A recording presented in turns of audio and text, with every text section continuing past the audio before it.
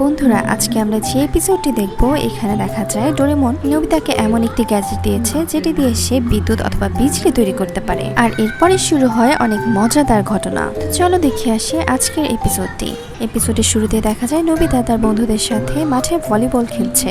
সবকিছু ঠিকঠাক মতোই চলছিল, কিন্তু ঠিক তখনই আকাশে অনেকগুলো কালো মেঘ জমা হতে থাকে। তখনই অনেক জোরে বজ্রপাত হলে নোবিতা অনেক বেশি ভয় পেয়ে যায়। সে দৌড়ে যেয়ে একটি পাইপের ভিতরে লুকিয়ে যায়।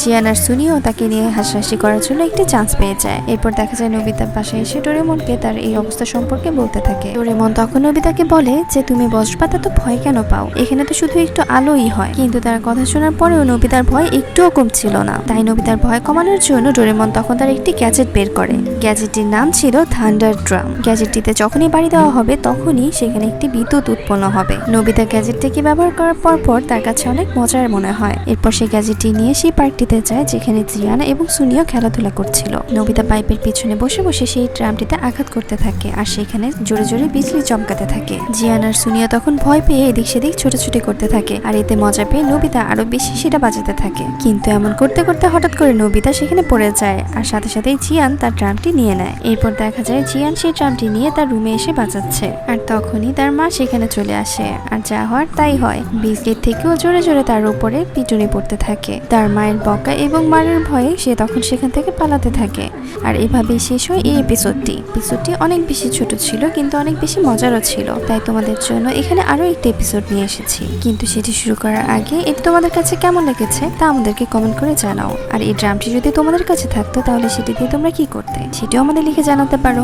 তো চলো শুরু করা যাক অন্য একটি এপিসোড। ডোরেমনের এই পর্বটি অনেক বেশি মজার। শুরুতে নোবিতা এবং তার ফ্রেন্ডদেরকে দেখা যায়। সুনিও তাদেরকে বলে যে আমি আমার কাজিনদের সাথে অগ্নিসীমে বিচে যাচ্ছি। সেখানে আমার একটা প্রাইভেট ভিলাও আছে এবং সেখানের পানিও অনেক সুন্দর। জিয়ান এবং শিজুকা তখন তার সাথে সেখানে যেতে চায় এবং তাদের কথায় সুনিও রাজিও হয়ে যায়। তারপর সুনিও নোবিতাকেও সেখানে যাওয়ার জন্য বলে আর সাথে সাথে এটিও বলে ও নোবিতা তো সাঁতারও পারে না। এরপর দেখা যায় নোবিতা তার বাসায় এসে ডোরেমনের কাছে কান্নাকাটি করে বলছে যে আমিও শিজুকার সাথে সুইমিং এ যেতে চাই, কিন্তু আমি তো সুইমিং এ পারি না।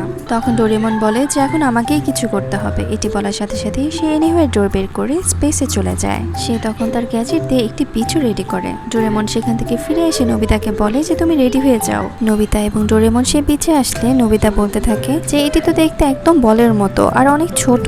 ডোরেমন তাকে বলে যে তুমি ট্রাই তো করে দেখো। তার কথা মতো নোবিতা যখন পানিতে নামে তখন সে দেখে যে সে সুন্দর মতোই সাঁতার কাটতে পারছে, একেবারেই ডুবে যাচ্ছে না। নোবিতা তখন অনেকক্ষণ সেখানে সাঁতার কাটে এবং এমন করতে করতে একসময় সে বলে যে কিছু একটা মিসিং আছে। তারা তখন টেলিস্কোপ দিয়ে দেখতে পায় যে জিয়ান, সুনিও এবং শিজুকা খাওয়া দাওয়া করছে। নোবিতা ডোরেমনকে বলে যে ডোরেমন কিছু একটা করো। তখন ডোরেমন তার গ্যাজেট দিয়ে সেখানে খাবার অর্ডার করে, কিন্তু খাওয়া দাওয়া শেষ করার পরেও নোবিতার সেখানে কিছু একটা কম মনে হচ্ছিল। সে তখন ডোরেমনকে বলে যে শিজুকাকেও কিনে নিয়ে আসো, কারণ আমি শিজুকার সাথেই সুইমিং করতে চাচ্ছিলাম। ডোরেমন তখন একটি গ্যাজেট বের করে শিজুকাকে এখানে নিয়ে আসার জন্য। অন্যদিকে দেখা যায় জিয়ান, সুনিও এবং শিজুকা তাদের বোট চালাতে চালাতে অনেক ভিতরে চলে যায়। তারা যখন সমুদ্রের ভিতর থেকে ফিরে আসার জন্য চেষ্টা করতে যায় তখনই জিয়ান আর সুনিওর হাত থেকে বইটাগুলো পানিতে পড়ে যায়। আর এতে করে তারা অনেক বেশি ভয় পেয়ে যায়। অন্যদিকে দেখা যায় ডোরেমন তার গ্যাজেটের মাধ্যমে সমুদ্রের পানি স্পেসে নিয়ে আসছিল। হঠাৎ করে তার গ্যাজেটটি থেমে যায়, কিন্তু ডোরেমন কিছুই বুঝে উঠতে পারছিল না যে তার গ্যাজেটে কি হয়েছে। আর সাথে সাথে সেখান থেকে সুনিও, জিয়ান এবং শিজুকা বের হয়ে আসে। তারা যখন নোবিতার এই বৃষ্টি দেখতে পায় সেটি দেখে অনেক বেশি অবাক হয়ে যায়। আর তাদের এই অবাক হওয়ার সাথে সাথে এপিসোডটিও এখানেই শেষ হয়।